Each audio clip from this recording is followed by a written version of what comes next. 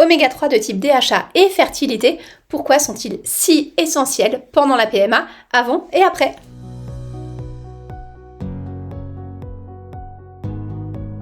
Bonjour, je suis Virginie Terrier, je suis nutritionniste et micronutritionniste et je suis la fondatrice de la gamme Nutrine. Nutrine, c'est la seule gamme de compléments alimentaires qui est vraiment formulée pour accompagner les besoins de l'infertilité et notamment de la PMA à toutes les étapes. Dans cette gamme, on retrouve les essentiels pour la fertilité, des produits féminins, des produits masculins, mais aussi des compléments qui sont extrêmement spécifiques, qui vont par exemple agir sur l'immunité, d'autres qui vont agir particulièrement sur des situations spécifiques comme l'insuffisance ovarienne. C'est une gamme qui est complète et qui est là pour assurer l'intégralité des besoins lors de vos protocoles de PMA. Quand on parle de fertilité, on pense souvent hormones, on pense souvent ovulation, on pense souvent qualité ovocitaire, mais on pense rarement aux graisses, et particulièrement aux graisses spécifiques telles que les oméga 3. Alors oui, on en entend légèrement parler, mais souvent, on ne sait pas à quel point leur rôle est essentiel et est une fondation dans la fertilité à toutes les étapes de vos protocoles. Et ce qui est fascinant, c'est qu'ils jouent un rôle aussi important dans la qualité des ovocytes, dans la qualité des spermatozoïdes, également dans le processus de fécondation, de développement embryonnaire et d'implantation. Ils ont donc un rôle à toutes les étapes de la conception. Dans cette vidéo, je vais vous expliquer pourquoi les oméga 3 et particulièrement les oméga 3 de type DHA sont devenus des incontournables dans les parcours de fertilité et particulièrement en PMA.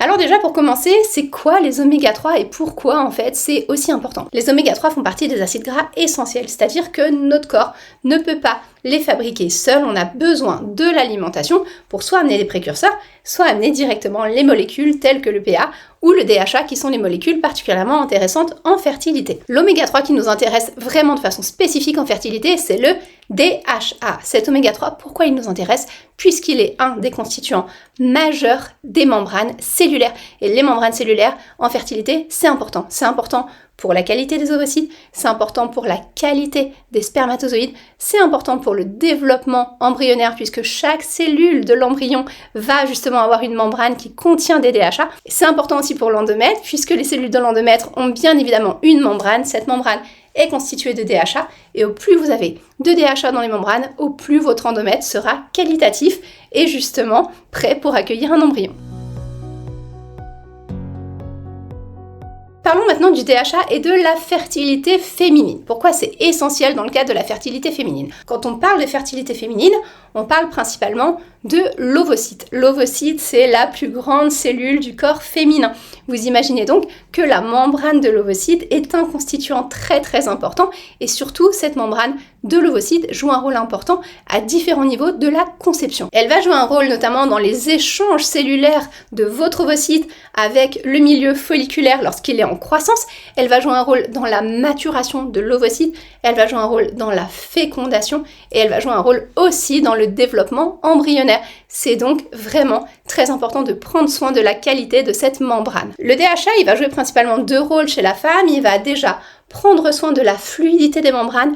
Plus une membrane est fluide, plus l'ovocyte sera fécondable, plus il sera perméable pour recevoir en réalité des nutriments, plus le développement embryonnaire sera facilité, mais les oméga 3 de type DHA vont aussi soutenir le travail très précieux des mitochondries. Il faut savoir aussi que le DHA a des propriétés anti-inflammatoires. En fait, il est le précurseur de molécules qu'on appelle les résolvines, qui sont des molécules qui vont résoudre l'inflammation dans notre corps.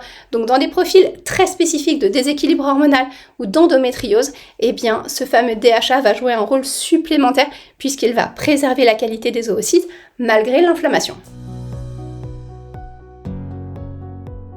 Parlons maintenant du DHA et de la fertilité masculine, parce que parfois ça nous paraît évident d'aller supplémenter une femme en oméga 3, particulièrement en DHA, mais pour l'homme, on n'a pas toujours le réflexe, alors que le DHA est un des constituants majeurs de la membrane du spermatozoïde. Et ça compte beaucoup, puisque ça va se répercuter sur la mobilité spermatique, aussi la capacité d'un spermatozoïde à féconder correctement un ovocyte, et ça va se répercuter jusqu'à la structure même de l'ADN. Il faut savoir aussi que plusieurs études ont montré que des apports insuffisants en oméga 3 chez l'homme ont une répercussion directe sur la qualité spermatique et les chances de grossesse. Et même si vous êtes en PMA, la qualité spermatique, ça reste un élément majeur, ça reste une fondation. C'est pas parce qu'on sélectionne un spermatozoïde qui est un peu mieux que les autres qu'on ne doit pas améliorer la masse justement des spermatozoïdes et la santé de chacun d'entre eux. Et puis la question qu'on peut se poser, c'est qu'est-ce qui se passe après la fécondation? On a vu que le DHA, c'est super important pour les oocytes, pour les spermatozoïdes avant la fécondation, mais même après, ça reste subtil, mais c'est très important, puisqu'en fait, chacune des cellules de l'embryon va avoir besoin d'un certain niveau d'oméga 3, et notamment toujours ce fameux DHA, pour justement subvenir à la croissance, au développement de l'embryon, et surtout pour garder des membranes très souples, qui vont permettre en fait des échanges entre les cellules, qui vont permettre à l'embryon de recevoir des vitamines, de recevoir des minéraux, de recevoir des apports en nutriments, et donc de réparer aussi certaines de ces cellules si cela est nécessaire. On comprend donc que même sur le stade de l'implantation, du développement embryonnaire, eh bien une carence en oméga 3 est clairement un facteur limitant. Les oméga 3 et particulièrement du coup le DHA contribuent aussi à la mécanique d'implantation, notamment à une mécanique qu'on appelle la placentation. Lorsqu'on a un taux d'oméga 3 suffisant, eh bien on va améliorer la mise en place très précoce de ce tissu qui est le placenta, qui est un tissu qui va vraiment en fait déterminer la suite pour la grossesse et déterminer les risques qu'on peut encourir pendant la grossesse.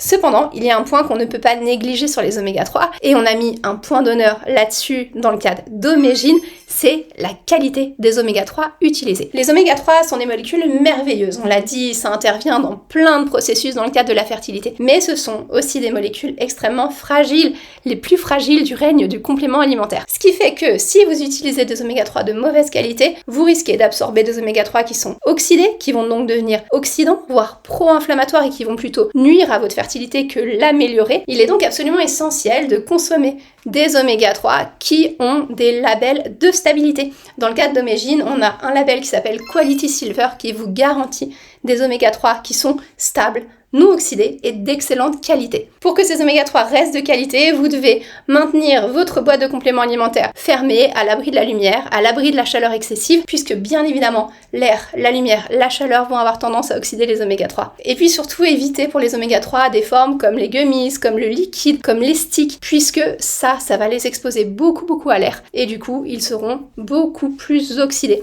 Il faut donc favoriser une forme de gélule. Maintenant, qu'est-ce qu'il en est au niveau de la quantité d'oméga 3? Eh bien, la quantité qui est conseillée en oméga 3 pour les hommes ou pour les femmes, c'est au minimum 250 mg d'oméga 3 de type DHA par jour. C'est ce qu'on a dans chacune des gélules Omegine, en sachant que chez les femmes en situation d'infertilité, chez les hommes avec des spermogrammes qui ont des critères altérés, chez les femmes enceintes, on va plutôt aller sur 500 mg par jour, et donc on sera à 2 gélules par jour. On va plutôt favoriser la prise d'oméga 3 au repas du soir. De cette manière, on va avoir la certitude qu'on ne va pas les utiliser comme carburant énergétique dans la journée, mais qu'ils vont bel et bien entrer dans nos membranes cellulaires, là où ils vont jouer leur rôle de fluidification. Donc vous l'aurez compris, les oméga 3 dans la fertilité, c'est pas un complément alimentaire en plus, il faut faire très attention à la qualité que vous choisissez. Prenez des oméga 3 qui sont isolés dans des gélules. Quand on commence à mixer les oméga 3 avec d'autres minéraux, ils s'oxydent, ils deviennent dangereux, donc les oméga 3, ça se prend idéalement dans des gélules isolées, plutôt au repas du soir, et plutôt des oméga 3 qui sont labellisés. Donc c'est ce qu'on vous propose dans la gamme Nutrine. Le complément Omegine, c'est un oméga 3 qui est fait pour la fertilité, qui est fait pour être pris de façon isolée le soir pendant le repas. Et n'oubliez pas cette complémentation, les oméga 3 sont d'excellents acteurs de la fertilité, que ce soit dans la qualité ovocytaire, dans la qualité spermatique, dans la fécondation, dans l'ovulation, aussi dans l'implantation et le développement embryonnaire, mais aussi dans la prévention des risques liés à la grossesse. Et on le sait, en PMA, chaque détail cellulaire compte, donc il faut absolument optimiser vos apports. Si cette vidéo vous a plu, pensez à la liker, pensez aussi à la partager à tous les couples qui, comme vous, cherchent des optimisations et en ont besoin. Je vous laisse me mettre en commentaire aussi, est-ce que vous prenez des oméga 3, puis vous les prenez sous quelle forme? Pensez bien, pas d'oméga 3 dans des comprimés mélangés avec des minéraux, pas d'oméga 3 sous des formes de gummies, de gélules ou de liquides puisque ça s'oxyde très vite. Il faut vraiment une gélule unique qui ne contient que des oméga 3 et éventuellement des antioxydants comme de la vitamine E ou des extraits de plantes, mais rien d'autre que ça. Si vous avez envie d'en savoir plus sur la stratégie complète pour soutenir votre protocole de PMA, eh bien vous retrouverez en dessous de cette vidéo le lien pour télécharger notre guide PMA qui vous donne vraiment toute la structure de complémentation à chaque étape de votre protocole et selon votre profil. Pensez aussi à vous abonner à la chaîne Nutrine, comme ça vous ne loupez rien de notre actualité sur les compléments alimentaires et la fertilité. Je vous dis à tout bientôt pour parler de fertilité et de complémentation.